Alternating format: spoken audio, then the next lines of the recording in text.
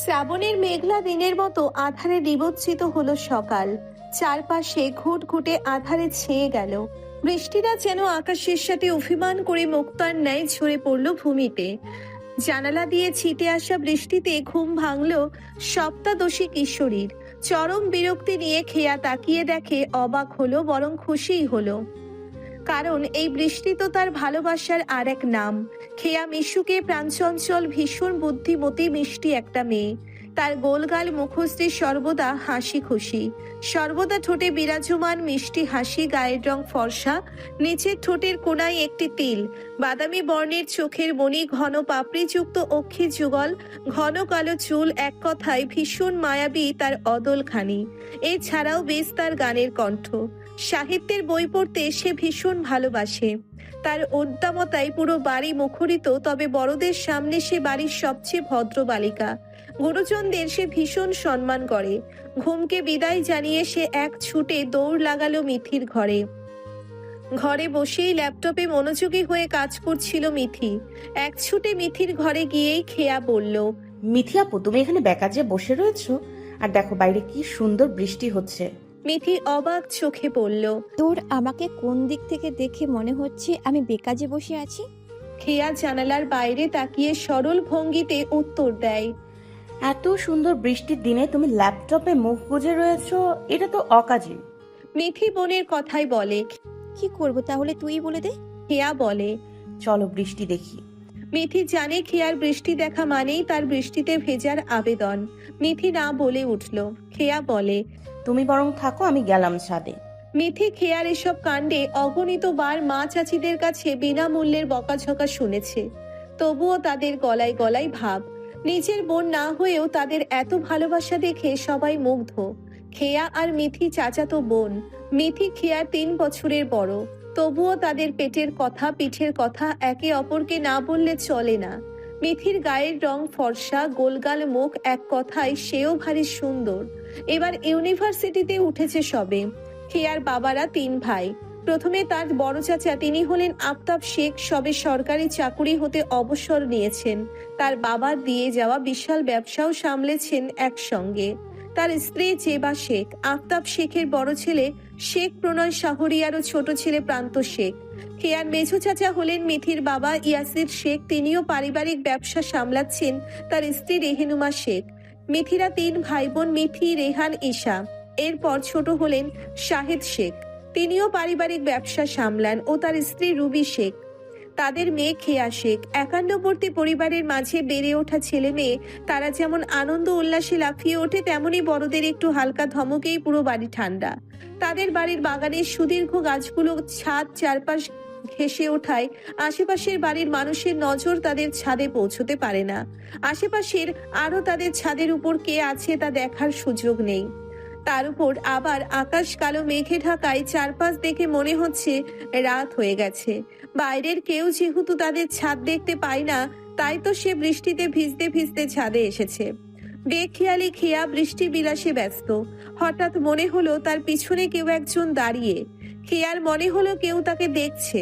পিছনে ঘুরে তাকাতেই চোখে পড়ল সুঠাম দেহের অধিকারী প্রণয়কে। মুষলধারে বৃষ্টির মাঝে তার কম্পমান চোখের সাথে দেহ কাঁপতে লাগলো। খেয়া তো জানেই না যে প্রণয় বাড়ি ফিরেছে। সে তো তার বন্ধুদের সঙ্গে ট্যুরে গিয়েছিল। তার মানে সে কাল মধ্যরাতে বাড়ি ফিরেছে। খেয়া ভয় পেল কিছুটা, তবে নিজের ভাবমূর্তি অবিচল রাখতে সে হাসি মুখে যেই কিছু বলবে তার আগেই প্রণয় তাকে ঠান্ডা গলায় শীতল চোখে বলল, তোর জন্য কি অ্যাম্বুলেন্স রেডি করবো? ব্যাস, খেয়ার জন্য প্রণয়ের এরকম 2-1টা তেরা বেঁকা কথাই যথেষ্ট। হ্যাঁ, তার ঠান্ডা লাগে, জ্বর আসে বৃষ্টিতে ভিজলে, তাই বলে তার ভালোবাসার আর এক নাম বৃষ্টিতে ভিজবে না? প্রণয়ের ভয়ে সে জলদি নেমে এলো ছাদ থেকে। প্রণয় সবেই ঘুম থেকে উঠে ছাদে গিয়েছিল। খেয়া চুপ করে মিথির ঘরে ঢুকলো। তাকে তো ওই শিয়াল পণ্ডিত মানে প্রণয়ের হাত থেকে বাঁচতে হবে, না হলে আবার খাবার টেবিলে নিশ্চয়ই বড়দের সামনে কোনো তেরা বেঁকা কথা শুনিয়ে দিবে। তখন খাবার টেবিলে বড়দের আর এক দফা বিচার সালিশ বসবে তাকে নিয়ে। আর প্রণয় তাকে মুরগি বানিয়ে চলে যাবে বাঘেদের সামনে, অর্থাৎ তার বাবা চাচাদের সামনে। ফ্রেশ হয়ে নিচে নামলো খেয়া। ভেবেছে প্রণয় বা বাবা চাচারা বাড়িতে নেই এই সময়ে, তারা তো সেই সকালেই বেরিয়েছেন। খেয়া আস্তে ধীরে নিচে নামে, টেবিলে গিয়ে বসে। জেবা শেখকে দেখেই খেয়া মিষ্টি হেসে বলে, বড় মা নাস্তা দাও। এক্ষুনি দিচ্ছি বলে জেবা রান্নাঘরে ঢুকলো। খেয়া গুনগুন করে গান গাইছে। হঠাৎ খেয়া দেখলো প্রণয় তার সামনাসামনি চেয়ারে বসলো। প্রণয়কে দেখে তার বিষম লেগে গেল। জেবা রান্নাঘর থেকে ছুটে এলেন খেয়ার কি হলো তাই দেখতে। প্রণয় পানির গ্লাস এগিয়ে দিল। খেয়া পানি খেলো এক ঢোক। জেবা শেখ বলল, ও মা, কি হলো তোর খেয়া? খেয়া কিছু বলবে তার আগেই খেয়ার মা রুবি বললেন, খেয়া, তোর ক্লাস কয়টায়? তুই এখনো নাস্তা করিসনি? খেয়া বলল। মা আজ ক্লাস 9টায়। রুবি প্রণয়কে খেয়াল করে বললেন। বাবা, তোকে চা দেবো? প্রণয়ের উত্তর, দাও। শেখ পরিবার এক নামে পরিচিত পুরো শহরে। তাদের এই সুনাম আরো দৃঢ় হয়েছে তাদের ব্যবসার জন্য।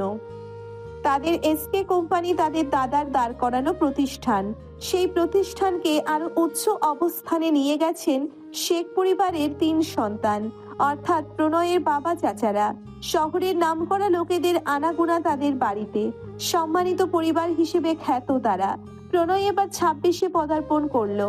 বেশ লম্বা, সুঠাম দেহি, বলিষ্ঠবান, শ্যামলা বর্ণের সুদর্শন পুরুষ প্রণয়।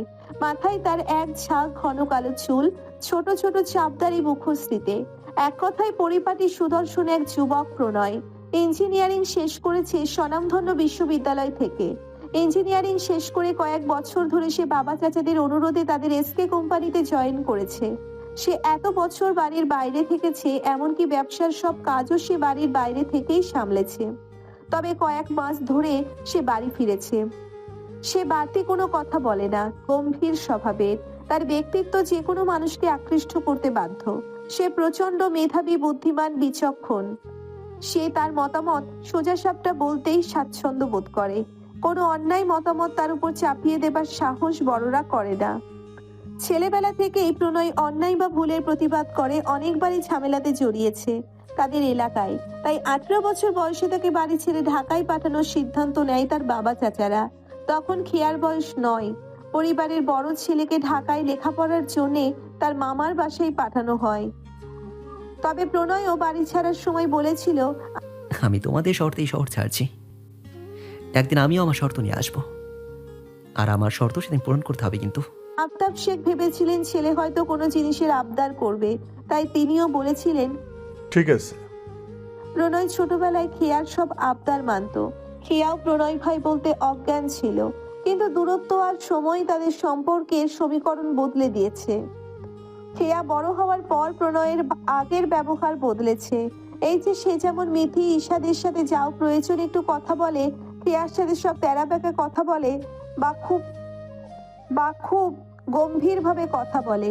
খেয়া এমনিতে প্রচন্ড ভয় পায় প্রণয়কে আর তার রাগকে, কিন্তু এই রাগী, গম্ভীর, গোমরামুখ প্রণয়কে সুযোগ পেলেই রসিকতা করে জ্বালাতে ভীষণ ভালো লাগে খেয়ার। বাকি সকলের সাথে ভদ্র ও বিনয়ী হলেও সে প্রণয়ের সাথে রসিকতা করে প্রণয়কে জ্বালাতে তার ভালোই লাগে। প্রণয় যেমন কারণ ছাড়াই খেয়ার সাথে তেরাবেঁকা কথা বলে, খেয়া তেমন রসিকতা করে প্রণয়কে জ্বালাতে। সে তো আর কাউকে কোনোদিন জ্বালায় না, একমাত্র প্রণয়কেই জ্বালায়, কারণ প্রণয় পুরুষকে তো একটু আধটু জ্বালানো যেতেই পারে। খেয়া ভেবে পায় না প্রণয় তার সাথেই কেন এমন বেকা তেরা ভাব করে। কিন্তু এই তেরা বেকা প্রণয় যে তার শ্যাম সুন্দর পুরুষ সেটা তো আর প্রণয় জানে না। প্রণয়ের এক ঝাঁক ঘন কালো চুলে সে বিলি কাটার স্বপ্ন দেখে। প্রণয়ের এক ঝাঁক ঘন চুলে বিলি কাটার স্বপ্ন দেখতে দেখতে আনমনে খেয়া প্রণয়ের জন্য যেবার আনা চা খেয়ে ফেলছে। প্রণয় তার ফোনে কিছু কাজ করছিল। হঠাৎ খেয়াল করলো খেয়া তার চা খাচ্ছে। প্রণয় কিছু না বলে খেয়ার দিকে শীতল দৃষ্টিতে তাকিয়ে রইল। হঠাৎই খেয়ার খেয়াল হলো সে কি করছে, আর প্রণয় তার দিকে চেয়ে আছে, দিক বিদিক করছে। কিছু না ভাবতে পেরেই হাসি হাসি মুখ করে খেয়া বলে, কেমন আছেন প্রণয় ভাই? প্রণয়ের শান্ত জবাব। তুই কি ভালো থাকতে দিচ্ছিস? খেয়া বোকা বনে গেল, বলল, দুঃখিত প্রণয় ভাই, এখনো কাপে চা আছে, আপনি খেয়ে দেখুন। ঠান্ডা গলায় প্রণয়ের জবাব। কাপটাও চায়ের সঙ্গে গোগ্রাসে গেলে ফেলতি। প্রণয়ের এমন কথায় খেয়া মনে মনে বলে, সব সময় তেরা বেকা কথা না বলে একটু ভালোভাবে কথা বললে কি ক্ষতি হয় প্রণয় ভাই? প্রণয় উঠে গেল টেবিল থেকে। যাওয়ার সময় খেয়াকে বলল, আমার ঘরে এক কাপ চা দিয়ে যা। খেয়া যতবারই ভাবে সে প্রণয়ের সামনে উদ্ভট কিছু করবে না, ততবারই সে সাংঘাতিক কিছু করে বসে। বিগত দিনের ইতিহাস ঘাটলেই তা পরিলক্ষিত হয়। অতীত, বাড়ি ছাড়ার পর প্রণয় বছরে ঈদের ছুটি পেলে তবেই বাড়িতে আসতো, কারণ তাছাড়া তার পড়াশোনার তীব্র চাপে সে বাড়িও আসতে পারতো না। সেবার খেয়ার 14তম জন্মদিন প্রণয়ও বাড়ি এসেছে। সেই জন্মদিনই যেন জানিয়ে দিল খেয়া বড় হচ্ছে। মায়ের হাতে গাঢ় খয়েরি রঙের শাড়ি পরে চুলে বেলি ফুলের গাজরা বেঁধে বড় মায়ের হাত থেকে আলতা দিয়ে সাজলো খেয়া। প্রণয় তখন 23 বছরের যুবক। খেয়া সেজে গুজে সবাইকে দেখিয়ে প্রণয়কে যেয়ে জিজ্ঞেস করলো, কেমন লাগছে প্রণয় ভাই? প্রণয় সেদিন শুধু এক অন্যরকম শীতল দৃষ্টিতে চেয়েছিল খেয়ার দিকে। সে দৃষ্টি খেয়ার আজও অচেনা অজানা। সেদিন রাতেই হুট করে প্রণয় ঢাকা চলে গেল আর বলে গেল সে কয়েক বছর আর বাড়ি ফিরবে না, এমনকি ঈদেও না। তার আগে পড়াশোনার চাপ, তাই এই কয়েক বছর সে পড়াশোনায় মনোযোগ দিতে চায়। সকলেই অবাক হলো তার এমন প্রস্তাবে। তবে প্রণয়ের এক কথাই কাছে সবার সব বুঝ থেমে গেল। তারপর আর প্রণয় বাড়ি আসেনি, বরং তাকে দেখতেই কয়েকদিন পরপরই তার বাবা চাচারা গিয়েছে, কিন্তু তাকে আনা যায়নি। এরপর তার পড়াশোনা শেষ হলেই আফতাব শেখ নিজের অসুস্থতার বাহানায় তাকে বাড়ি এনে অফিসে বসিয়েছে। প্রণয় চেয়েছিল আরো 2-1 বছর পর ফিরতে, তার কারণ একমাত্র সেই জানে। বর্তমানে খেয়া চা নিয়ে দেখলো ঘরে প্রণয় নেই। সে চা রেখে কলেজে রওনা হলো। কলেজে গিয়েই তার দেখা হলো সামিয়ার সাথে। সে তার বেস্ট ফ্রেন্ড। দেখা হলেই তারা একে অপরকে জড়িয়ে ধরে, এমন ভাবে যেন বহুকাল তাদের দেখা হয়নি। তারা রোজই এমন করে। কলেজ থেকেই তাদের বন্ধুত্বের সূচনা, তবে ভাবটা গলায় গলায়। একজন কলেজে না গেলে অন্যজনও যাবে না। তারা চোখে গেল ক্লাসে। ক্লাস শেষ হলো দুপুরে। সে গাড়িতে করে বাড়ি পৌঁছলো। সদর দরজা দিয়ে ঢুকে দেখলো মিথিও ভার্সিটি থেকে বাড়ি ফিরেছে। ড্রয়িং রুমে বসে টিভি দেখছে প্রান্ত। সে এবার 8ম শ্রেণীতে। ফর্সা ছেলেটার মুখ লাল হয়ে গেছে টিভিতে চলমান ক্রিকেট খেলা দেখতে দেখতে। আর কিছুক্ষণ পরপরই সে চিৎকার দিচ্ছে উল্লাসে। 9 বছরে ঈশা তাকে এমন চিৎকার করতে দেখে ভেংচি কাটছে। রেহানা নামলো, সেও সবে ভার্সিটি থেকে ফিরেছে। রেহান ফর্সা সুদর্শন হাসি খুশি ছেলে। এক কথায় বাড়ি সেও মাতিয়ে রাখে। বয়সে সবার বড় প্রণয়। তার 5 বছরের ছোট্ট রেহান আর মিথি 1 বছরের ছোট বড়। খেয়া, প্রান্ত শেখ পরিবারের সর্বকনিষ্ঠ সদস্য ঈশা, এরাই শেখ বাড়ির প্রাণ। খেয়া ফ্রেশ হয়ে নিচে নেমে এলো। শেখ বাড়ির বাচ্চারা একসাথে খেতে বসলো। তাদের বাবারা বাড়ি ফিরেন রাতে।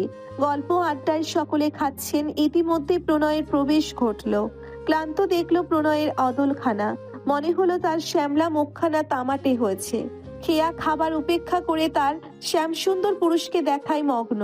রেহান বলল, ভাই ফ্রেশ হয়ে এসো, একসাথে খাবো। প্রণয় বলল, তোরা খেতে থাক, আমি আসছি। প্রণয়ের যাওয়ার পানে তাকিয়ে রইল খেয়া। এই যে রেহান ভাইয়ের কথার কি সুন্দর জবাব দিল প্রণয় ভাই, অথচ আমার কথার খালি তেরা বেকা জবাব দেন। এই ভাবতে ভাবতে খেয়া ভাত আঙ্গুল দিয়ে নাড়ছে। তাই দেখে মিথি তাকে ধাক্কা দিয়ে তার ধ্যান ভেঙে দিয়ে তাকে বাস্তবে টেনে আনলো। প্রণয় নেমে এলো নিচে। আবারও সপ্তাদশী কিশোরীর হৃদয় উচাটন হয়। প্রণয় নেমে সোজা টেবিলে বসলো। জেবা, রেহেনুমার রুবি বাচ্চাদের খাবার পরিবেশন করছেন। প্রণয় বসলো ঈশার কাছে। ঈশাই একমাত্র ব্যক্তি যার সাথে প্রণয় কথা বলে। 9 বছর বয়সী ঈশা যেন ভাইয়ের পাশে বসতে পেরে মহা খুশি। তার মিষ্টি কণ্ঠে প্রণয় ভাই বলে ডাকলো। প্রণয়ও তার মাথায় হাত বুলিয়ে দিল। ছোট্ট ঈশা সকলের মধ্যমণি। সবার খাওয়া শেষ হলেও খেয়ে আসে তালিকার পিছনে পড়ে রইল। তার খেতে সময় লাগে, তাও আবার ইলিশ মাছ খেতে গিয়েই তার এত দেরি হলো। সবাই খাওয়া শেষ করে ড্রয়িং রুমে রেস্ট নিচ্ছে। ড্রয়িং রুম থেকে রেহান বলছে, কি রে খেয়া, তোর খাওয়া শেষ হবে কখন? ঈশারও তো তোর আগে খাওয়া শেষ, আর তুই এখনো খেয়েই চলছিস। প্রণয় হঠাৎ এলো পানি খেতে। আর চোখে খেয়া একবার সেদিকে তাকিয়েই আবার চোখ নিচে নামিয়ে নিল। খেয়ার প্রণয়ের প্রতি এই অচেনা অজানা অনুভূতির প্রকাশ সে প্রণয়ের সামনে করে না, এমনকি কাউকে জানতেও দেয়নি। এই একতরফা অনুভূতির কথা সে তার হৃদয় মাঝারে যত্ন করে রেখেছে। খেয়া প্রণয়ের প্রতি তার এই অচেনা অনুভূতির কথা একমাত্র তার বেস্ট ফ্রেন্ড সামিয়া জানে। খেয়া তো মনে মনে প্রচন্ড ভয় পায় প্রণয়কে, মানে তার রাগকে। হঠাৎ খেয়ার গলায় কাঁটা বিঁধে গেল। খেয়া পানির গ্লাস হাতে নেওয়ার কথা ভাবতেই প্রণয় তার সামনে পানি এগিয়ে দিল। খেয়া পানি খেলো। হঠাৎ তার বোধ হলো প্রণয় কি করে বুঝলো যে তার পানি খেতে হবে। প্রণয় খেয়াকে ভাবতে দেখে গম্ভীর স্বরে বলল, এই বছরে তোর খাওয়া হবে? খাওয়া প্রায় শেষ প্রণয় ভাই। উঠে কাজ নেই, টেবিলে বসে থাক। রাতে তো আবার খাবি, তাই না? প্রণয় স্থান ত্যাগ করলো। খেয়া হতবিহ্বল হয়ে চেয়ে রইল। সকলে বসে রেস্ট নিচ্ছে আর টিভি দেখছে। প্রণয় ফোনে কাজ করছে। রেহান আর প্রান্ত টিভিতে খেলা দেখছে। ঈশা সোফাতেই ঘুমিয়েছে। মিথি ঘরে গেছে। খেয়া উপরে গেল মিথির ঘরে, গিয়ে তার পাশেই শুয়ে পড়ল। শেখ বাড়ি নীরব হলো। সন্ধ্যায় ঘুম ভাঙলো খেয়া আর মিথির। তারা নিচে নেমে দেখলো রেহান ড্রয়িং রুমে বসে। রেহান চা খাচ্ছে। তার পাশেই প্রান্তকে ম্যাথ করতে বসিয়েছে রেহান। খেয়া মিথি নিচে নেমে রান্নাঘরে গিয়ে দেখলো মা চাচিরা নাস্তা বানাচ্ছে। তারা নাস্তা এগিয়ে আনলো বসার ঘরে। তারাও চা খেতে বসলো। প্রণয় ফিরলো। তার পরিধানে কালো শার্ট, হাতা ফোল্ড করা ব্ল্যাক প্যান্ট, হাতে কালো রঙের হাত ঘড়ি, পুরোপুরি ফর্মাল গেটআপে প্রণয়। তার মাথার ঘন এক ঝাঁক চুল হাত দিয়ে ঠেলে ঠিক করলো। সোফায় বসলো। তার ঘর্মাক্ত শরীরে ঠান্ডা বাতাস কিছুটা স্বস্তি বয়ে আনলো যেন। প্রণয় খেয়ার কাছে পানি চাইলো। খেয়া পানি এনে দিল। নাস্তা সেরে প্রণয় ঘরে গেল। দীর্ঘ সময় ধরে গোসল সেরে বেরোলো। পরনে কালো টি শার্ট, জিন্স। আয়নার সামনে দাঁড়িয়ে তার বলিষ্ঠ হাতে কলার ঠিক করলো। মাথার এক ঝাঁক ঘন কালো চুল হাত দিয়ে ঠেলে ঠিক করলো। সামনের কয়েকটা চুল কপালে এসে রইলো। দরজার ওপাশ হতে প্রশ্ন এলো। আসবো প্রণয় ভাই? প্রণয়ের গম্ভীর স্বরে ছোট্ট জবাব। আয়। খেয়া ভেতরে প্রবেশ করলো। হাতে তার পদার্থবিদ্যা, উচ্চতর গণিত বই আর খাতা। খেয়া বই টেবিলে রাখলো। চোরা চোখে একবার পরিপাটি প্রণয়কে দেখে নিল। একাদশ শ্রেণীতে ওঠার পর শাহিদ শেখ প্রণয়কে খেয়ার পড়ানোর দায়িত্ব দিয়েছেন। প্রণয় বলেছিল খেয়াকে পড়াতে তার এক মেয়ে ফ্রেন্ডকে বাড়িতে আনবে। কিন্তু শাহিদ শেখ যেখানে প্রণয় স্বয়ং বাড়িতে রয়েছে, সেখানে অন্য কাউকে তিনি সে দায়িত্ব দিতে চান না। কেননা প্রণয়ের মেধা সম্পর্কে সকলেই অবগত। তিনি বলেছেন বাকি বিষয় পড়াতে অন্য শিক্ষক থাকবে, কিন্তু পদার্থবিজ্ঞান আর গণিত প্রণয়কেই পড়াতে হবে। প্রণয় বলল, গতদিনের বাড়ি কাজ দেখা। খেয়া বলল, ম্যাথটা বুঝতে অসুবিধা হচ্ছে, তাই করিনি। খাতা বের কর। প্রণয় সোফা থেকে উঠে চেয়ার টেনে খেয়ার কাছে এসে বসলো। এই যে রোজ তার ম্যাথ না বোঝার বাহানায় প্রণয় চেয়ার টেনে তার কাছে এসে বসে, এতেই তার ছোট্ট হৃদয় আনন্দে পুলকিত হয়। অনুভূতিটা রঙিন প্রজাপতি হয়ে ওঠে। প্রণয় খেয়াকে ম্যাথ বুঝিয়ে দিয়ে গম্ভীর স্বরে জিজ্ঞেস করলো। বুঝেছিস? বেখিয়ালি খেয়া আনমনে মিনমিনিয়ে জবাব দেয়। আমি তো বুঝি, আপনি কবে বুঝবেন প্রণয় ভাই? প্রণয় হয়তো শুনতে পায়নি। সে ভ্রু কুঁচকে তাকায়, বলে, এখনই এই ম্যাথ 100 বার করবি। খেয়া যেন আকাশ থেকে পড়লো। বেলুনের মতো চুপসে গিয়ে জিজ্ঞেস করলো, 10 বার? প্রণয় সরু চোখে তাকালো। খেয়া বুঝে গেল আর একটা কথা বললে প্রণয়ের রাম ধমক খেতে হবে। তাই সে ভদ্র বালিকার ন্যায় কাজে লেগে পড়ল। তার অঙ্ক করতে করতে হঠাৎ মনে হলো একজোড়া চোখ তাকে দেখছে। রোজই তার এমন মনে হয়, কিন্তু সে খাতা থেকে মাথা তুলতেই চারপাশ তাকিয়ে নিজে ভুল প্রমাণিত হলো। কেউ নেই আর প্রণয় সে তো সোফায় বসে ল্যাপটপে কাজ করছে। তাকে এভাবে ভাবতে দেখে প্রণয় ল্যাপটপে তাকিয়ে থেকেই বলতে লাগলো, জলদি শেষ কর, এখনো কিন্তু 7 বার বাকি আছে। খেয়া সত্যি দেখলো সে মাত্র 3 বার অঙ্ক করেছে, আর প্রণয় তা ধরেও ফেলেছে। প্রণয়ের চোখে কিছু আড়াল করা যায় না, তাই তো খেয়া তার নাম দিয়েছে শিয়াল পণ্ডিত। আর প্রতিবার প্রণয় তাকে মুরগি বানিয়ে চলে যায়। এই দুঃখ সে কোথায় রাখবে ভেবে পায় না। প্রণয় কম কথা বলে, কিন্তু যে 2-1টা কথা বলে তাই খেয়ার দাঁত ভেঙে দেয়। খেয়া জলদি অঙ্ক শেষ করে প্রণয়কে দেখালো। প্রণয় খাতা হাতে নিয়ে প্রণয় বলল, দক্ষিণের জানালাটা খুলে দে। খেয়া জলদি গিয়ে জানালা খুললো। আর যাই হোক, তার প্রণয় ভাইয়ের প্রতিটি বাণী তার কাছে আদেশ স্বরূপ। জানালা খুলতেই দক্ষিণের জানালা দিয়ে দক্ষিণা বাতাসে তাদের বাগানের কাঠগোলাপের স্নিগ্ধ সুবাসে খেয়ার মন ছুঁয়ে গেল। তাদের বাগানে রয়েছে নানা রঙের ফুল ফল গাছের সমাহার। ফলের চেয়ে ফুলের সংখ্যাই বেশি। বেশিরভাগ ফুল গাছ প্রণয়ের ছোটবেলায় রোপিত। সে নিজ হাতেই এসব গাছ বিভিন্ন জায়গা থেকে এনে লাগিয়েছে। আর সুদীর্ঘ মেহগনি কাঠবাদাম গাছ, এগুলো তার বাবা আফতাব শেখের হাতে লাগানো। হঠাৎ প্রণয়ের গম্ভীর স্বর। সারাদিন কি জ্বালা ধরে বসে থাকবি? খেয়া জলদি ছুটে এলো, টেবিলে বসলো। কাঠগোলাপের মিষ্টি সুঘ্রাণে ঘর ম ম করছে। খেয়া পদার্থবিজ্ঞান বই খুলল। দরজার পর্দার বাইরে থেকে রেহানের গলার স্বর শোনা গেল। সে অনুমতি চাইলো ভেতরে আসার। ভাই আসবো? হুম, আয়। ভাই তুমি কি ব্যস্ত?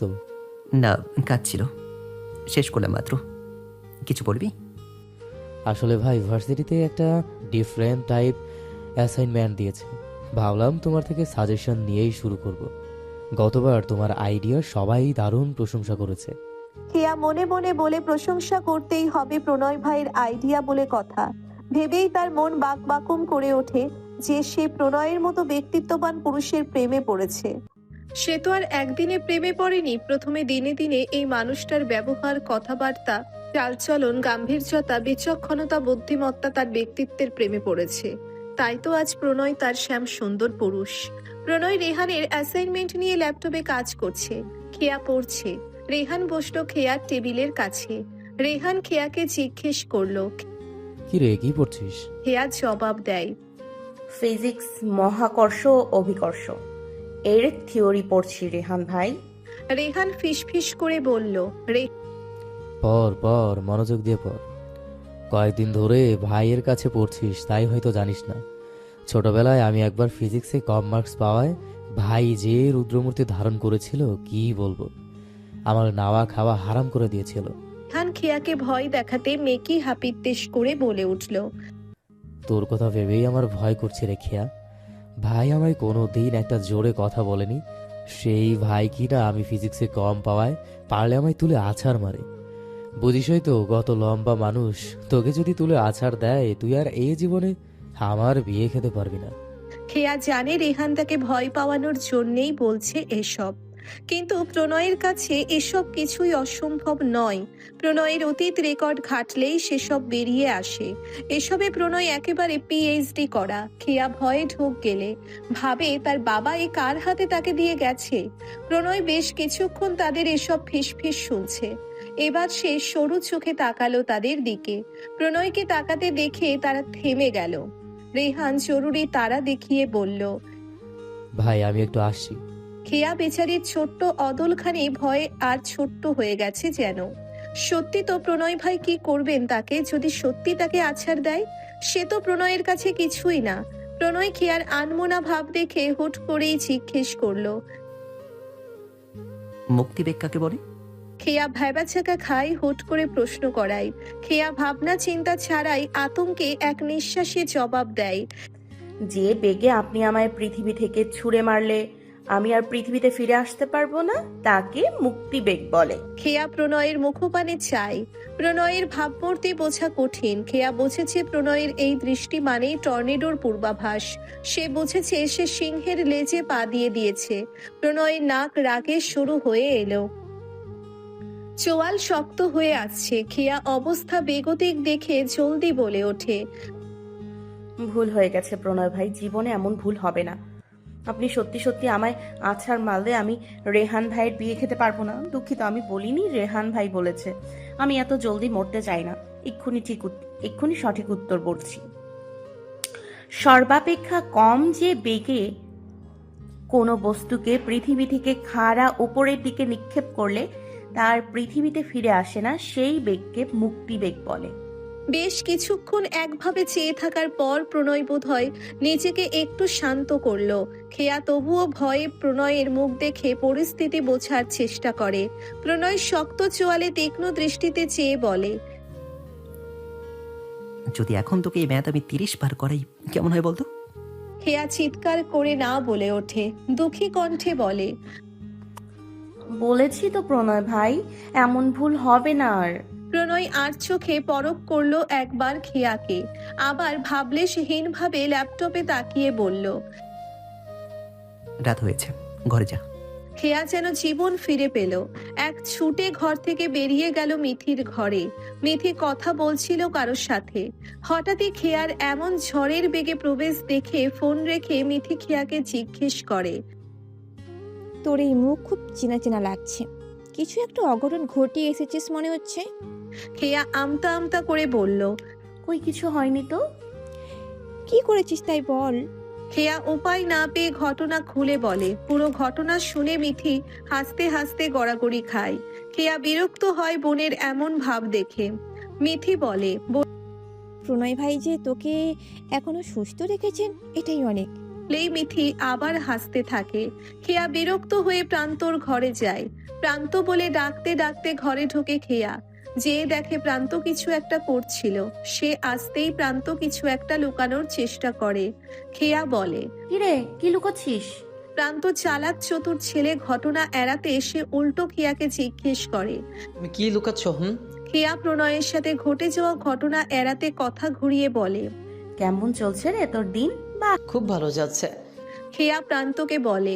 প্রান্ত বলল, চলো আমরা ছাদে যাই। খেয়া যেন এতক্ষণে প্রান্তর মুখে একটা উত্তম কথা শুনতে পেল। সেও বলে উঠল, ভালো কথা বলেছিস, রাতেই তো ছাদে গিয়ে মজা। তা আবার আজ পূর্ণিমা, চল যাই। দাঁড়া, মিথি আপুকেও ডাকে। তারা মিথির ঘরে প্রবেশ করলো। দিন মিথি আপু ছাদে যাবে? মিথি চমকে বলে, এত রাতে ছাদে যাবি তোরা? এই বুদ্ধি কার? খেয়ার জবাব, মিথি আপু এই মিষ্টি সময় তুমি অমন পান সে কথা কেন বলছো বলো তো? চলো না মিথি আপু, প্লিজ প্লিজ। ভাই বোনের এত আদর, এ যেন মিথির নিজেকে কোনো গুরুত্বপূর্ণ ব্যক্তি মনে হলো। সে বলল, ঠিক আছে চল, তবে চিৎকার চেঁচামেচি করবি না একদম। খেয়া আর প্রান্ত খুশিতে গদগদ ভাব। তারা মিথিকে পারলে কোলে করে নিয়ে যায় ছাদে। তারা সিঁড়ি বেয়ে ছাদে উঠল। মিষ্টি বাতাস বইছে ছাদে। ছাদের গা ঘেঁষে বেড়ে ওঠা কাঠগোলাপের গাছ দোল খাচ্ছে বাতাসে। তারা দোলনায় বসলো। স্বচ্ছ আকাশে চাঁদ ওঝার পূর্ণিমা পরিলক্ষিত হলো।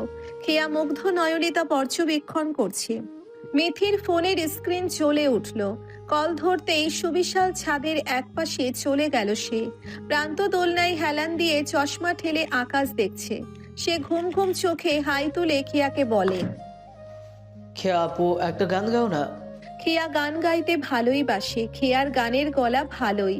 মাঝে মাঝেই স্কুলের শিক্ষক ও বন্ধুদের আবদারে গান গাইতে হতো তাকে। কলেজেও শিক্ষক ও বন্ধুদের আবদারে প্রায় গান গাইতে হয় তাকে। খেয়া বলল। খেয়া গান ধরল। পুরোটা গাইবো না, কিন্তু যেটুকু আমার বেশি প্রিয় সেটুকু গাইবো। একবার ধরতে পেলে মনের মানুষ ছেড়ে যেতে আর দিও না। একবার ধরতে পেলে মনের মানুষ ছেড়ে যেতে আর দিও না। দেখেছি দেখেছি রূপসাগরে মনের মানুষ কাঁচা সোনা। দেখেছি রূপসাগরে মনের মানুষ কাঁচা সোনা। তারে ধরি ধরি মনে করি, ধরতে গেলে আর পেলাম না। তারে ধরি ধরি মনে করি, ধরতে গেলে আর পেলাম না।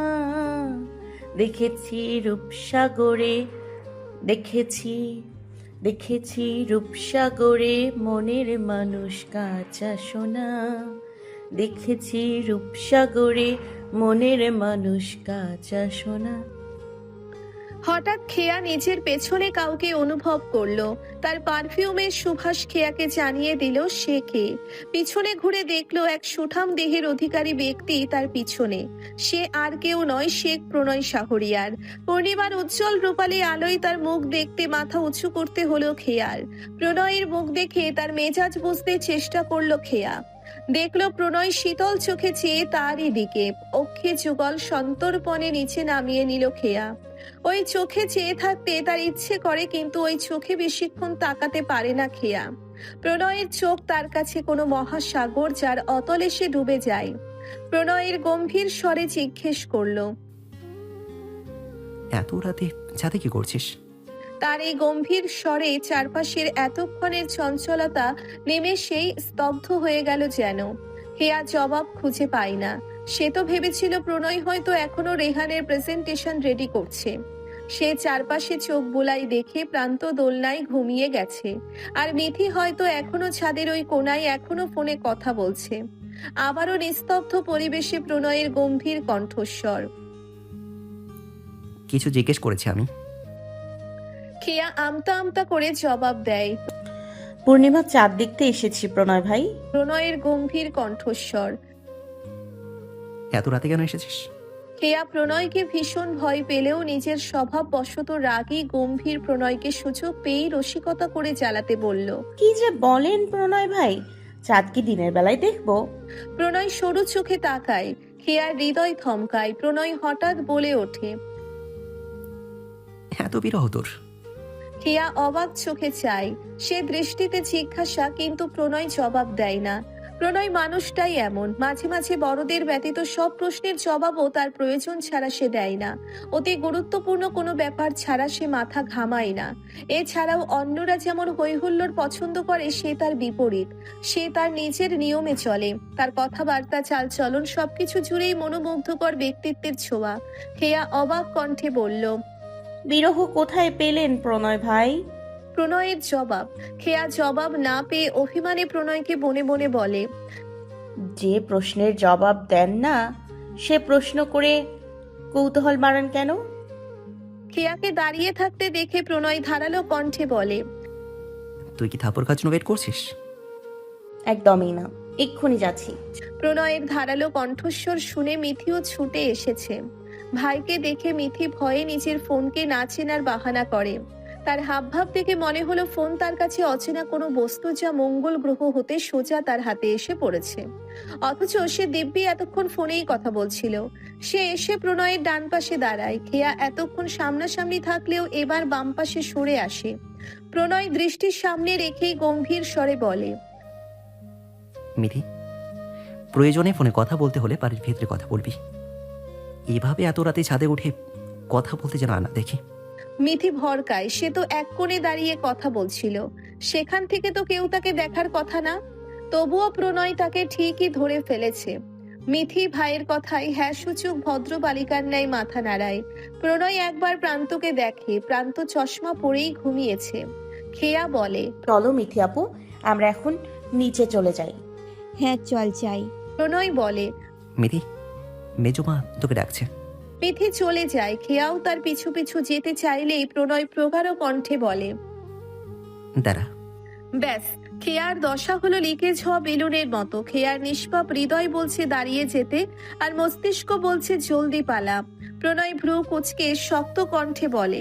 তুই কালে প্রান্তকে নিচে কেনা পাবে? খেয়া তো হতবিহ্বল, কারণ প্রান্ত একমাত্র ব্যক্তি যার ঘুম কুম্ভকর্ণের চেয়ে কোনো অংশে কম নয়। প্রান্তর রাতের ঘুমের মধ্যে তার কানের কাছে কেউ ব্যান্ড পার্টি বাজালেও সে ঘুম ভাঙবে না। আর সে কিনা প্রান্তকে ছাদ থেকে 3 তলা বেয়ে নিচে নামাবে। ভাবতেই তার ছোট্ট হৃদয় ছ্যাদ করে ওঠে। খেয়ার কলিজা ছ্যাদ করে ওঠে।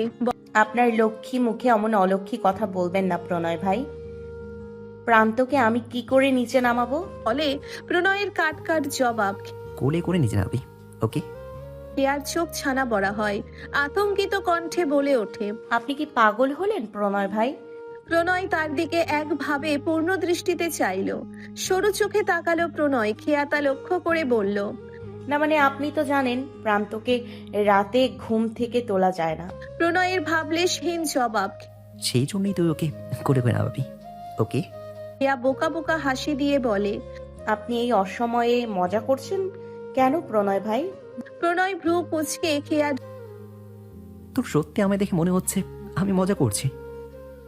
না একদম না, মনে হচ্ছে আপনি আমায় এক্ষুনি ছাদ থেকে ফেলে দিলে শান্তি পাবেন। জলদি কর, না হলে সত্যি তাই হবে। ঢোক গিলে বলে। দেখুন না প্রণয় ভাই, কত রাত হয়েছে, আমি বরং নিচে যাই, মা হয়তো ডাকছে। প্রণয় বাঁকা চোখে তাকায় খেয়ার পানে। ডান ভ্রু উঁচু করে বলে। এতক্ষণ যেন মায়ের চিন্তায় মা পড়ে ছাদে বসে কান্না করছিলি। খেয়া ভেবা চেকা খায়। প্রণয় বলে। যা বলেছি জলদি কর। কাদো কাদো মুখে খেয়া বলে। এমন করবেন না প্রণয় ভাই, আপনার তো দয়ার ভান্ডার। তাছাড়া আমি প্রান্তকে কিভাবে নিচে নামাবো? প্রণয় ক্ষুব্ধ কণ্ঠে। এত রাতে ছাদে ওঠার সময় মনে ছিল না? খেয়া মলিন মুখে বলে, ছাদে ওঠার বুদ্ধি প্রান্তর ছিল। তাছাড়া মিঠি আপুকে তো কি সুন্দর করে যেতে দিলেন, তবে আমায় কেন ধরা পড়া চোরের মতো আটকে রেখেছেন? প্রণয় নিরেট গলায় বলে। ও ছাদে উঠতে বললো আর তুই লাফাতে লাফাতে ছাদে উঠলি। খেয়া ভেবে পায় না প্রতি উত্তরে কি বলা উচিত। এমন আর জীবনে হবে না প্রণয় ভাই। শর্ত সাপেক্ষে তুই নামতে পারবি। খেয়া উৎফুল্ল হয়ে শর্ত না জেনেই বলল, ঠিক আছে। তাহলে আমি যাই প্রণয় ভাই। গম্ভীর স্বরে প্রণয়। দাঁড়া, আমি প্রান্তকে এক করে নিয়ে নামছি, তুই ওর জুতা জোড়া নিয়ে নাম। প্রান্তর জুতা টানা অবস্থায় তোর কয়েকটা ছবি তোলা হবে। বাড়ির বাইরের গেটের দেওয়ালে প্রান্তর জুতা হাতে তোর ছবি টাঙানো হবে। ভালো হবে না? এত রাত পেরেতে ছাদে ওঠার পুরস্কার হিসেবে দুঃসাহসী তোর ছবি বাড়ির গেটে টাঙানো থাকবে। ভবিষ্যতে কোনোদিন নির্বাচনে তোর মার্কা হবে জুতা। খেয়া বিস্ফোরিত লোচনে চাই শেষমেশ কিনা তার প্রণয় ভাই তাকে দিয়ে জুতো টানাবেন, আবার সেই জুতা হাতে ছবি তুলে বাড়ির গেটে টাঙাতে চাইছেন। অবশ্য জুতো জোড়া প্রণয়ের হলে সে সানন্দে পৃথিবীর এ মাথা হতে ও মাথা পর্যন্ত বয়ে নিয়ে যাবে, কিন্তু সেই দিনের লেদা বাচ্চা ছোট প্রান্তর জুতো টানবে সে, আবার সেই জুতা টানার প্রমাণস্বরূপ ছবিও তুলবে। তার ইজ্জতের এমন ফালুদা বানাতে পারলেন প্রণয় ভাই? আর প্রান্ত, ঈশা, বল্টু যদি জানতে পারে যে সে শাস্তি স্বরূপ প্রান্তর জুতো বয়েছে, তারা তাকে উঠতে বসতে ড্রেনের পচা পানির মতো পচাবে। এই দুঃখ সে কোথায় রাখবে? খেয়াকে এমন ভাবনার সাগরে ডুবতে দেখে প্রণয় ধমক মেরে বলে, মাথার সাথে সাথে তোর কি কানটাও গেছে? হঠাৎ ধমকে খেয়া ধ্যান থেকে বেরিয়ে আসে। যাচ্ছি এক্ষুনি যাচ্ছি। সুঠাম দেহি প্রণয় ভাই এক পলকেই প্রান্তকে কোলে তুলে নেয়। খেয়া মুগ্ধ নয়নে দেখে তার প্রণয় ভাই কি সুন্দর প্রান্তর মতো একটা ভারী বস্তাকে এক নিমেষেই কোলে তুলে নিল। প্রণয় আগে নামে, খেয়া প্রণয়ের ভাবনায় পিছু পিছু নামে। প্রণয় নামছে, খেয়া পিছনে ভাবনায় ডুবে থাকতে থাকতেই সিঁড়ি দিয়ে নামছে। হঠাৎই সে এক সিঁড়ি বাদ রেখে নামতে গিয়ে সোজা গিয়ে পড়ে প্রণয়ের উপর। প্রান্ত ছিটকে পড়ে প্রণয়ের কোল থেকে। প্রণয় গিয়ে দেওয়ালের সাথে পড়ে আবার খেয়া প্রণয়ের উপর চিৎপটাং। এই প্রথম কেউ এইভাবে প্রান্তর ঘুম ভাঙিয়েছে, আর সে হলো খেয়া। প্রান্ত ব্যথায় চিৎকার করে উঠল। সিঁড়ির আলোয় একবার প্রণয়ের উপর পড়ে থাকা অবস্থায় খেয়া প্রণয়ের মুখ দেখে প্রণয়ের মেজাজ বোঝার চেষ্টা করতেই দেখতে পেল প্রণয় দাঁত কটমট করে তাকিয়ে আছে। পারলে এক্ষুনি তাকে চিবিয়ে খায়। খেয়া বুঝেছে এত ঝড়, টর্নেডো, সাইক্লোন সবকিছুর পূর্বাভাস। খেয়া ভয়ে ঢোক গেলে প্রণয় বাজখাই গলায় বলে, তোকে কি আমার উপর থেকে উঠতে দাওয়াত দিতে হবে? খেয়া এক লাফে উঠতে গিয়ে আবার পড়ে যায় প্রণয়ের উপর। তোকে তো আমি। বলতেই খেয়া ধরপড়িয়ে উঠে পড়ে। প্রণয় ধমকে ওঠে। সামনে থেকে সর। খেয়া দরদি কণ্ঠে জানতে চায়, ব্যথা পেয়েছেন প্রণয় ভাই? না, আনন্দ পেয়েছি। আবার চাস পড়তে? খেয়া মনে মনে বলে। ভালো কথা বললেও তেরা কথা। প্রণয় বলে, এক্ষুনি তুই আমার ঘরে আয়।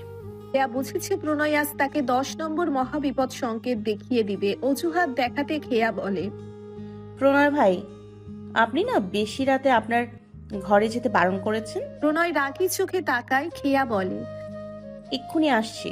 প্রণয় রেগে ঘরে চলে গেল। খেয়াও দ্রুত তার পিছু ছুটলো। খেয়া ঘরের সামনে গিয়ে পর্দার আড়াল থেকে দেখলো প্রণয় সোফায় বসে আছে, তার পোক্ত মুখ, শক্ত চোয়াল, রেগে আগুন হয়ে আছে। খেয়া এমন দেখে ভয়ে ঢোক গিলে তার গলা শুকিয়ে কাঠ। আসবো প্রণয় ভাই। প্রণয় কিছু বলল না, তার প্রকট দৃষ্টি নিচের দিকে নিবদ্ধ। 2 হাঁটুর উপর হাত রেখে বসে আছে।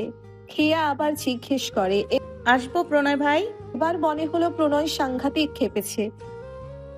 মাথা তুলে তার অগ্নি চক্ষু নিয়ে খেয়াকে একবার পরখ করলো। খেয়া আর কিছু জিজ্ঞেস করার সাহস পেল না। প্রণয়ের সামনে মাথা নিচু করে দাঁড়িয়ে রইল। প্রণয় তখনও একইভাবে বসে মেঝেতে দৃষ্টি দিয়ে। খেয়া অত্যন্ত দুঃখিত ভঙ্গিতে বলল, ভুল হয়েছে প্রণয় ভাই, এমন আর হবে না। প্রণয় এবারও কিছু বলল না, তার গম্ভীর দৃষ্টিভঙ্গি। বেশ কিছুক্ষণ চুপ থাকার পর প্রণয় ভ্রু কুঁচকে মুখ খুলল। তোর সব ভুল কি আমার বেলাতেই হয়? আমি ইচ্ছে করে করিনি, বিশ্বাস করুন প্রণয় ভাই। তোর মন কোথায় থাকে? খেয়া আন মনে অস্ফুট স্বরে আওড়ালো, আপনার কাছে। প্রণয় বুঝতে না পেরে জিজ্ঞেস করলো, ফিস ফিস করে কি বলছিস? কিছু কই কিছু না তো। কানে ধর। এত সিরিয়াস ব্যাপারেও মাঝেও খেয়ার বাদর মন প্রণয়কে জ্বালাতে রসিকতা করে বলে উঠল, জি, কার কান ধরবো প্রণয় ভাই? তোর মাথা, চোখ, কান, এত কিছু সমস্যা হলে তো বাবা তো তোকে নিয়ে বিপদে পড়ে যাবে।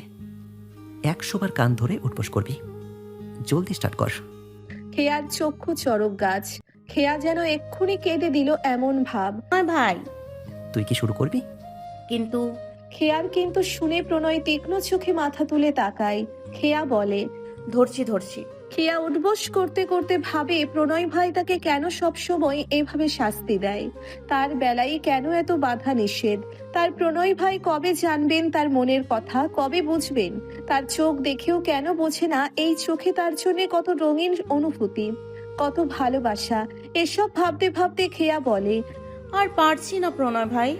মাত্র 72 বার হয়েছে, এখনো আরো 28 বার বাকি আছে। খেয়া মনে মনে বলে। বাহ, গুনেও রেখেছে। 80 বার উঠবোস করার পর খেয়ার মুখশ্রী লাল হয়ে আসে। প্রণয় বলে, ঘরে যা। খেয়া যেন হাঁপ ছেড়ে বাঁচল। খেয়া চলে গেল। যেতে যেতে তার দেখা হলো রেহানের সাথে। রেহান খেয়ার রক্তিম মুখশ্রী দেখে সন্দিহান কণ্ঠে বলে ওঠে, কি রে, তোর চোখ মুখ এমন হয়ে আছে কেন? কই কিছু না তো। আমি ভাবলাম ভাই তোকে ধাওয়া করলো কিনা। খেয়া বিষম খায়। আপনি একদম ভুল রেহান ভাই, আমার কাজ আছে রেহান ভাই, আমি যাচ্ছি। রেহান ভাব দেখিয়ে বলে। তো যা, আমি যেন তোর পা ধরে বসে রয়েছি। খেয়া ভীষণ চটে গেল। এমনিতেই সে তার প্রণয় ভাইকে নিয়ে বাঁচে না, তার উপর আবার রেহানের এমন কীর্তিকলাপ। আর প্রান্ত ঈশা তো 3 বেলা ফ্রি আছে তার পিছনে পড়ে থাকতে। খেয়া ঘরে এসে হাত মুখ ধুয়ে নিজের বেহাল দশা ঠিক করে। নিচে গাড়ির শব্দ শোনা গেল, অর্থাৎ তার বাবা চাচারা বাড়ি ফিরেছেন। আজ তাদের জমি জমা সংক্রান্ত কাজ ছিল, তাই ফিরতে এত দেরি হলো। প্রণয়কেও থাকতে বলেছিল, কিন্তু প্রণয় বলেছে বড়রা থাকতে জমি জমার ব্যাপারে সে মাথা ঘামাবে না, এসব তার বাবা চাচারাই দেখবে। সদর দরজা দিয়ে প্রবেশ করলো শেখ বাড়ির কর্তারা। খেয়া মিথি ছুটে এলো নিচে। তারা বাবা চাচাদের পানি এগিয়ে দিল। এটা তাদের রোজকার রুটিন। বাড়ির 3 কর্ত্রী রান্নাঘরে রাতের খাবার প্রস্তুত করতে ব্যস্ত। বাড়ির কর্তারা ফ্রেশ হয়ে এলেন টেবিলে। রেহান ও প্রান্ত বসেছে। আসেনি এখনো প্রণয়। যেবা ব্যস্ত ভঙ্গিতে খেয়াকে বললেন, যা তোমা, প্রণয়কে ডেকে নিয়ে আয়। খেয়া বলে, আমি হ্যাঁ তুই তো, জলদি জামা। ঠিক আছে, যাচ্ছি। দৌড় লাগালো প্রণয়ের ঘরে যেতে। প্রণয়ের ঘরের সামনে গিয়ে অনুমতি চাইলো। আসবো প্রণয় ভাই? কোনো প্রতি উত্তর এলো না। খেয়া পর্দার আড়াল থেকে মাথা উকি দিয়ে দেখলো সুবিশাল ঘরে কোথাও প্রণয় নেই। সে ভিতরে প্রবেশ করে বারান্দার দিকে ছুটে গেল। যখনই সে বারান্দার চৌকাঠ অতিক্রম করবে তখনই ঘটল বিপত্তি। প্রণয়ও বারান্দা হতেই বের হচ্ছিল। টাইটানিক যেভাবে আইসবার্গের সাথে ধাক্কা খেয়েছিল, ঠিক সেভাবে খেয়া ধাক্কা খেলো প্রণয়ের সাথে। তার ছোট মাথা দিয়ে ঠেকলো প্রণয়ের প্রশস্ত বুকে। খেয়া পড়ে যেতে নিতেই প্রণয় খেয়াকে তার বলিষ্ঠ বাহু ডোরে আগলে ধরলো। আচমকা এমন হওয়াতে খেয়া ভয় পেয়ে গেল। প্রণয়কে দেখেও বোঝা গেল সেও আন্দাজ করতে পারেনি এমন কিছু হবে। সে তো ফোনে অফিসের ব্যাপারে কথা বলছিল। প্রণয় এবার রেগে গেল, বলল, তোর চোখ কোথায়? খেয়া প্রণয়কে জ্বালাতে অবাক চোখে উল্টে প্রশ্ন ছুড়ে দিল। ও মা, প্রণয় ভাই আপনার চোখে কি হয়েছে? প্রণয় ভ্রু কুঁচকে গম্ভীর স্বরে বলল, আমার চোখে কি হবে? কি হয়নি তাই বলুন। আপনি আপনার দুটো বড় মাইক্রোস্কোপ আর দূরবীনের ন্যায় চোখ থাকতে আমার জলজান্ত চোখ দুটো দেখতে পাচ্ছেন না? আপনার কি চোখের পাওয়ার কমে গেল প্রণয় ভাই? প্রণয় গেল ক্ষেপে। ভ্রু কুঁচকে দাঁতে দাঁত চেপে ঝাঁঝালো কণ্ঠে বলল, তোর এত চকচকে চোখ থাকতে দেখে আসতে পারিস না? খেয়া হেসে জবাব দিল, ভাই না, দৌড়ে এসছি তো, তাই ঝকঝকে চোখ ঝাপসা হয়ে গেছে। প্রণয় ভ্রু কুঁচকে বলল, তোর কি আবার কান ধরতে মন চাইছে? একদমই না প্রণয় ভাই, দুঃখিত। প্রণয় চোয়াল শক্ত করে, সারাদিন দুঃখী তোর ত্রাণ বিতরণ করে বেড়াস। সবাই নিচে অপেক্ষা করছে তো প্রণয় ভাই। তোকে কি পাঠিয়েছে আমার হাড়গোড় ভাঙার জন্য? দুঃখিত। সামনে থেকে সর। প্রণয় রেগে তড়িৎ বেগে চলে গেল। খেয়াও পিছন পিছন ছুটলো। প্রণয় নিচে নেমে এলো, চেয়ার টেনে বসলো। খেয়াও এসে বসলো বাবার পাশে। বাড়ির কর্ত্রীরা খাবার তুলে দিচ্ছেন সকলের পাতে। বাড়ির সব কাজের জন্য লোক থাকলেও রান্নাবান্নাটা তারা নিজ হাতেই করেন। তাদের হাতের খাবার ছাড়া সকলের তৃপ্তি হয় না। কর্তারা জমি জমার ব্যাপারে আলোচনা করছে। মিথির বাবা ইয়াসির শেখ প্রণয়কে বলেন, প্রণয়, বাবা তোমাকে তো বললাম আমাদের অফিস শেষে আমাদের সাথে যেতে। রেহান তো এখনো ছোট, তুমি তো অন্তত যেতে পারতে। তোমারও তো বাড়ির বড় ছেলে হিসেবে মতামত আছে। প্রণয় সময় নিয়ে জবাব দেয়, আমি তো একবার বলেছি যে তোমরা থাকতে এসবে আমি সম্পর্কিত হতে চাই না। খেয়ার বাবা শাহিদ শেখ বললেন, তবুও প্রণয়, তুমি এ বাড়িতে বড় ছেলে, তোমার সিদ্ধান্ত অত্যন্ত গুরুত্বপূর্ণই। প্রণয় স্বাভাবিক ভঙ্গিতে বলে, না ছোট চাচু, এসব এখন তোমাদের বিষয়। আফতাব শেখ তাদের মাঝে কিছু বললেন না। তিনি জানেন তার ছেলে এক কথার মানুষ। সে যখন না বলছে তার মানে না। টেবিলে রয়েছে প্রণয়, রেহান, মিথি, খেয়া আর প্রান্ত। রেহেনুমা প্রণয়কে বলেন, আর একটু ভাত দেই রে বাবা প্রণয়। রুবি বলেন, মাংসও তো নিলি না বাবা, তোর পছন্দ বলে তোর মেজমা রাঁধলো, একটু দিই। প্রণয়ের শান্ত স্বর, না মেজমা ছোটমা, তোমরা তো ব্যস্ত হও না তো। আমার কিছু লাগলে আমি নিয়ে নেব। এবার তোমরা খেতে বসো। রেহেনুমা বললেন, ব্যস্ত হব না? বাড়ি ছাড়ার পর কত বছর তুই বাড়ি ছিলি না। ঘরের ছেলে ঘরে না থাকলে কি হয়? ভাইজানের অসুস্থতা না হলে তুই তো এখনো বাড়ি ফিরতি না। মেজমা, আমি তো বাড়ি ফিরেছি তাও 2 মাস হলো। রুবি বলেন, এত বছরের হিসাব কি 2 মাসে মেলে রে বাবা? তবু ছোটমা, তোমরা আমার জন্য এতটা ব্যস্ত হও না। খেয়া আর মিথি প্রণয়ের প্রতি তার মা চাচিদের এত ভালোবাসা দেখে আবার খাওয়া শুরু করে, কেননা তারা জানে তার মা চাচিরা প্রণয় বলতে অজ্ঞান। রেহান মজার ছলে বলে, প্রান্ত, চল আমরা যাই। দুটো ছেলে এতিমের ন্যায় এখানে বসে আছি, কারো চোখেই পড়ছে না।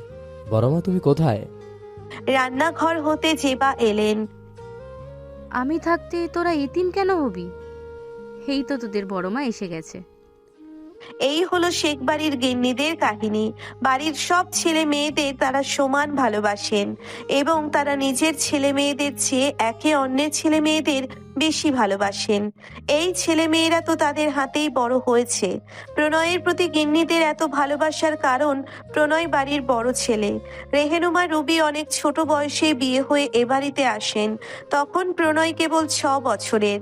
তখন প্রণয়ের খেলার সঙ্গীও ছিল তারা। আর চেবা তো সংসার আগলে রাখতেই ব্যস্ত। রেহেনুবা আর রুবির হাতেই প্রণয় বেড়ে ওঠে। সেই থেকেই তো প্রণয়ের প্রতি আজও তাদের এত ভালোবাসা। প্রণয়ের হ্যাঁ মানেই তাদের কাছে হ্যাঁ, আর না মানেই না। আর তারা প্রণয়কে মানবে নাই বা কেন? প্রণয়ের লেখাপড়ার ধরন, মেধা আর আচরণ ব্যবহারই তার মা চাচিদের কাছে তাকে হীরের টুকরো বানিয়েছে। খাওয়া শেষ হতেই প্রণয়ের জরুরি ফোন এলো। বেসিনে গিয়ে হাত ধোয়ার সময় আর হলো না, তাই সে বাম হাতে টেবিলে বসেই কথা বলছে। রেহান আর প্রান্ত খাওয়া হতেই ড্রয়িং রুমে বসে টিভি দেখছে। মিথি সোফায় বসে আছে। হেয়া বেসিনে গেল হাত ধুতে। সে ধীরে ধীরে হাত ধুচ্ছে। হঠাৎ মনে হলো কেউ তাকে দেখছে। তার মাঝে মাঝেই এমন মনে হয়। সে মনের ভুল ভেবে তা উড়িয়ে দেয়।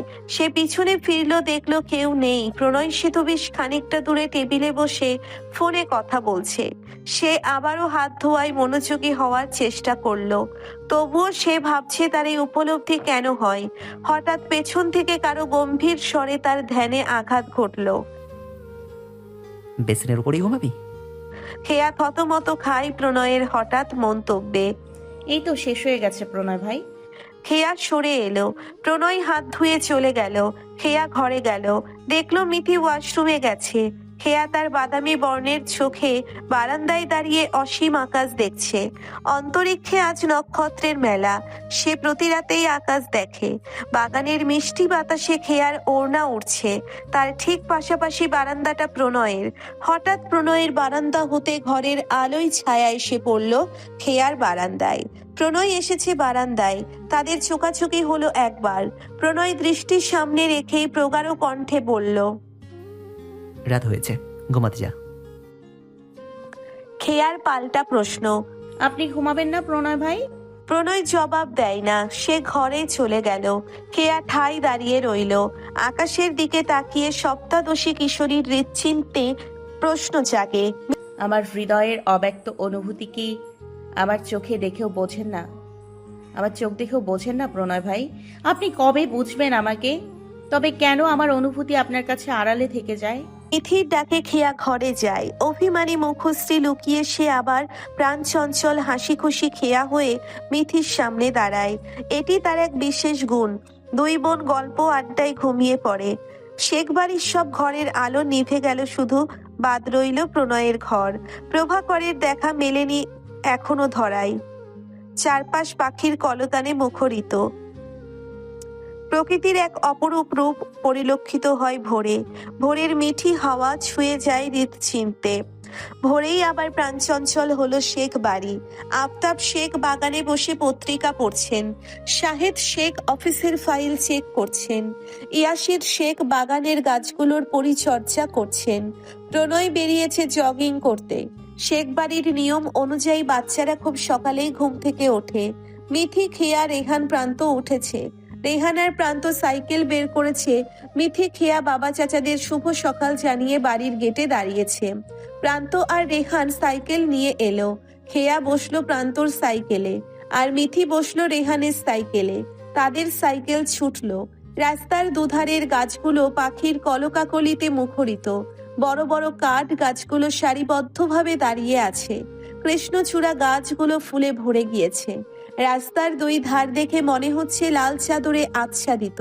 খেয়া ভাবলো ফেরার সময় ফুলগুলো কুড়িয়ে নিবে। ভোরের ঠান্ডা বাতাস তাদের ছুঁয়ে দিচ্ছে। পাশাপাশি সাইকেল চালাচ্ছে প্রান্ত আর রেহান। মিথি, খেয়া ভাইদের সাইকেলের পিছনে বসে প্রকৃতিকে উপভোগ করছে। তারা রোজই সকালে বেরোয় সাইকেল নিয়ে। হঠাৎ পেছন থেকে বাজখাই গলায় ডেকে উঠল কেউ। সকলে পিছনে তাকালো। খেয়া, দাঁড়া। খেয়া দেখলো এই তো বল্টু। বল্টু আর তারা একই কলোনিতে থাকে। খেয়াদের বাড়ির একবারই পরেই তাদের বাড়ি। বল্টু খেয়ার সাথেই ছোটবেলা থেকে পড়ে। স্বাস্থ্যবান বল্টু দৌড়তে গিয়ে হাঁপিয়ে গেল। রেহান বলল, হয়েছে বলটু, তোর এত কষ্ট আমার সহ্য হচ্ছে না। তুই বরং থাক, আমরাই সাইকেল নিয়ে তোকে এগিয়ে আনি। শেষে তুই আবার দৌড়াতে গিয়ে অজ্ঞান হয়ে সাত সকালে তোকে এই ফাঁকা রাস্তায় বাড়ি নিতে আমাকে ঠেলা গাড়ি টানতে হবে। সবাই হেসে ফেললো। বল্টু বলল, রেহান ভাই, তুমি আমার সাথে এমন করো কেন? রেহান চালাময়ী হাসি দিয়ে বলে, কেমন করলাম আবার? আমি তোকে ভালোবেসে বললাম আর তুই এভাবে অপমান করছিস? খেয়া বলল, কি হয়েছে রে বল্টু? জরুরি খবর আছে। খেয়া বিচলিত কণ্ঠে বলল, কি জরুরি খবরে? রেহান বলল, বাহ বলটু, তুই দেখি পত্রিকা অফিসের চেয়ারম্যান হয়েছিস। সারা এলাকার খবর থাকে তোর কাছে। বল্টু রেগে গিয়ে বলল। তুমি কি শুনবে রেহান ভাই? মিথি বলল, তুই ভাইয়ের কথায় কান্দিস না তো বল্টু, কি হয়েছে তাই বল। বল্টু উৎসাহিত বদনে বলল, খেয়া, জানিস আমাদের কলেজে আইসক্রিম কর্নার হচ্ছে। সকলে ঠিক যতটা আগ্রহ নিয়ে শুনতে চাচ্ছিল ঠিক ততটাই বিরক্ত হলো বল্টুর কথায়। খেয়া বিরক্তিতে সহিত বলল, তুই এটা জানাতে এই ভোরে গরুর মতো চেঁচাচ্ছিলি? বল্টুর সরল স্বীকারোক্তি। হ্যাঁ, ভাবলাম তোর তো আইসক্রিম অনেক ভালো লাগে, তাই খবরটা তোকে জানাই। তাই বলে এভাবে জানাবি? রেহান বলল, খাওয়া ছাড়া তোর মাথায় কি অন্য কিছু আছে রে বল্টু? বল্টুর সরল জবাব। আপাতত নেই, খুব খিদে পেয়েছে। রেহান বলল, এখানে আমাদের মাথা না খেয়ে বাড়ি গিয়ে ভাত খা, তোর বুদ্ধির উন্নয়ন ঘটুক। মা বাড়িতে নেই, রাতে খালার বাড়ি গেছে খালাকে দেখতে। খেয়া বলল, চল আমাদের বাড়ি গিয়ে নাস্তা করবি। মিথি বলল, হ্যাঁ বল্টু চল। বল্টু বলল। রেহান তেরা গলায় বলল, আয় আয় আমার মাথার উপর ওঠ। না ঠিক আছে, চল হেঁটেই যাই। খেয়া রাস্তা থেকে কৃষ্ণচূড়া ফুল কুড়িয়ে নিল। রেহান, প্রান্ত আর বাকিরা হাঁটা পায়ে সাইকেল চালিয়ে বাড়ির দিকে সকলে রওনা হলো। বাড়ির ভিতরে প্রবেশ করলো তারা। গিয়েই তারা সোফায় বসে পড়ল। বল্টু বড়দের সালাম জানালো। জেবা, রুবি, রেহেনুমা বল্টুকে দেখে খুশি হলো। বল্টুর ছোটবেলা থেকেই এ বাড়িতে তার আনাগোনা। স্বাস্থ্যবান বল্টু হাঁপিয়ে গিয়েছে বেশ। সকলে হাত মুখ ধুয়ে ড্রয়িং রুমে বসলো। হঠাৎ প্রণয়ের প্রবেশ। জগিং শেষ করে বাড়ি ফিরেছে সে। তার ঘর্মাক্ত শরীর, সে সোজা উপরে চলে গেল ফ্রেশ হতে। ফ্রেশ হয়ে নিচে নামলো প্রণয়। বল্টু সাহস করে জিজ্ঞেস করলো, কেমন আছেন প্রণয় ভাই? প্রণয়ের গম্ভীর জবাব, ভালো আছি বল্টু। তোর পড়াশোনা কেমন চলছে? পড়াশোনার সাথে আমার বিচ্ছেদ হয়েছে প্রণয় ভাই। প্রণয় ফোন থেকে মাথা তুলে ভ্রু কুঁচকে তাকালো। খেয়া কাঁচতে শুরু করলো বল্টুর কথা শুনে। প্রণয় আর কিছু বলল না। খাবার টেবিলে এনে ছেলে মেয়েদের ডাকলেন চেবা রুবি। বাড়ির কর্তারা খেয়ে আগেই বেরিয়েছে। সকলে টেবিলে গিয়ে বসলো। ঈশা এখনো ঘুম থেকে ওঠেনি। কাল রাতে তার জ্বর এসেছিল। যেবা রান্নাঘরে যাওয়ার সময় বলে গেলে, বল্টু, তোর যা যা ভালো লাগে সব নিয়ে খা। ঠিক আছে বড় মামনি। রেহান বলল, হ্যাঁ রে বল্টু, কি করে এমন শরীর বানাইলি রে তুই? তোর ওজন কত রে? বল্টু খাবার মুখে পুরে জবাব দেয়। বেশি না রেহান ভাই, মাত্র 83 কেজি। রেহান বলে ওঠে, হ্যাঁ ঠিকই তো, মাত্র 83 কেজি। এটা কোনো ওজন হলো? বল্টু ভ্রু কুঁচকে বলে। তুমি কি আমায় ব্যঙ্গ করছো রেহান ভাই? রেহান বলে, না না, একদমই না বল্টু। আমার বুকে কয়টা হৃৎপিণ্ড যে আমি তোকে ব্যঙ্গ করব? তোর দেহটার সাথে আমার ছোট্ট দেহটা একটু ভালো করে মিলিয়ে দেখ। বল্টু গেল রেগে। মিঠি খেয়া প্রান্ত ফিক করে হেসে দিল। শুধু দেখা গেল না প্রণয়ের মুখভঙ্গির কোনো পরিবর্তন। সে বিশাল টেবিলের ওই মাথায় বসে খাচ্ছে। তারা প্রণয়ের থেকে দূরত্ব বজায় রেখে বসেছে যাতে প্রণয় তাদের কথোপকথন শুনতে না পায়। কারণ প্রণয় চেঁচামেচি পছন্দ করে না একদমই। খাবার সময় তো একদমই না। রেহান তাদের হাসির আওয়াজ বাড়তেই তাদের সাবধান করতে বলল। আস্তে ধীরে হাস তোরা, ভাই শুনতে পেলে রেগে যাবে। সকলে থেমে গেল রেহানের হুঁশিয়ারিতে। সকলে খাওয়া শেষ হতেই উঠে পড়ল। রেহান মিতি গাড়িতে উঠল ভার্সিটির উদ্দেশ্যে। রওনা হলো সাথে প্রান্ত। তাকে স্কুলে পৌঁছে তারা ভার্সিটিতে যাবে। প্রণয় উপরে গেল অফিসে যাবে বলে। খেয়াও কলেজে যেতে রেডি হতে গেল। খেয়া রেডি হয়ে নিচে এলো। মা চাচিদের থেকে বিদায় নিয়ে মেইন গেটে এসে দেখলো তাদের বাড়ির দারোয়ান রমেশ মিয়া এসেছেন। খেয়া তাকে দেখেই সালাম দিল। খেয়া হাসি মুখে জিজ্ঞেস করলো, কেমন আছেন চাচা? এই তো ভালো আছি মামনি, তুমি কেমন আছো? আমিও খুব ভালো আছি চাচা। ইতিমধ্যে প্রণয় এলো। ফর্মাল গেটআপে একবার আজ চোখে প্রণয়কে দেখে নিল খেয়া। সুঠাম দেহি প্রণয়ের পরনে হাতা ফোল্ড করা সাদা শার্ট, কালো প্যান্ট, কালো হাতঘড়ি, চোখে সানগ্লাস। এক কথায় যে কোনো রমণীর রাতের ঘুম হারাম করতে সক্ষম এই শ্যামসুন্দর পুরুষ। প্রণয় রমেশ মিয়াকে দেখতে পেয়ে জিজ্ঞেস করলো, কেমন আছেন চাচা? ভালো আছি বাবা, তুমি কেমন আছো? ভালো আছি চাচা। আপনি গ্রাম থেকে কবে এসেছেন? আজই এসেছি বাবা। তাহলে আজই কেন এই বাড়িতে এলেন? অত তো জার্নি করে এসেছেন, বিশ্রাম নিয়ে কালকে আসতে পারতেন। কিছু বলতে নিবেন তখন এই রমেশ মিয়ার প্রচন্ড কাশি উঠে গেল। খেয়া বিচলিত হলো। প্রণয় বলল, চাচা আপনার তো বেশ কাশি হয়েছে, আপনি আজ বাসে যান, বিশ্রাম করুন। রমেশ মিয়া আপত্তি করলেও প্রণয় বলল, আমি যখন বলছি আপনাকে যেতে, আপনি যেতে পারেন চাচা। রমেশ মিয়া মেনে নিয়ে যেতে উদ্যত হতেই প্রণয় ডেকে বলল, চাচা এই টাকাগুলো আপনার কাছে রাখুন, বাড়ি থেকে এসেছেন, এখন হয়তো হাতে টাকা নেই আপনার, এগুলো এখন আপনার প্রয়োজনে লাগবে। রমেশ মিয়ার চোখে পানি চলে এসেছে। সে টাকা নিতে আপত্তি জানালেও প্রণয়ের কাছে হার মানতে বাধ্য হলো।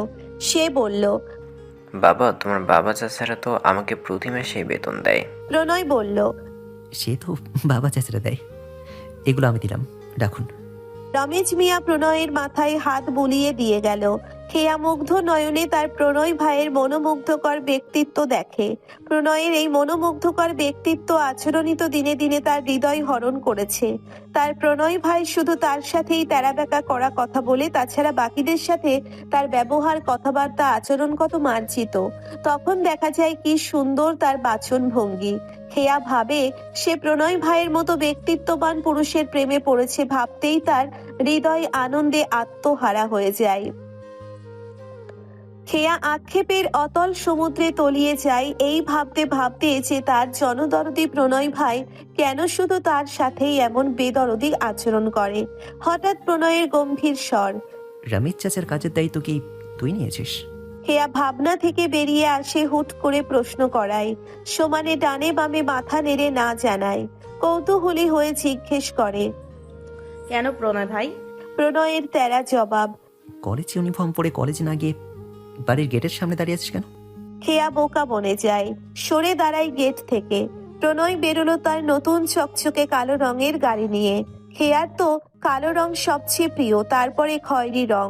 তাই প্রণয়ের কালো রঙের গাড়িটি তারও ভীষণ প্রিয়। ঢাকা থেকে বাড়ি ফিরে 2 মাস ধরে কিনেছে সে গাড়িটি। প্রণয় চলে গেল। হেয়া দাঁড়িয়ে আছে সামিয়ার জন্যে, আজ তারা একসাথে কলেজে যাবে বলে। সামিয়া আসতেই একে অপরকে জড়িয়ে ধরল তারা। ভাবখানা তাদের এমন যেন সামিয়া মঙ্গল গ্রহ থেকে এলো, আর খেয়া বহু বছর তার অপেক্ষায় তার বাড়ির গেট ধরে বসে আছে। তারা গল্প করতে করতে সামিয়ার গাড়িতে উঠল। তারা পৌঁছলো কলেজে।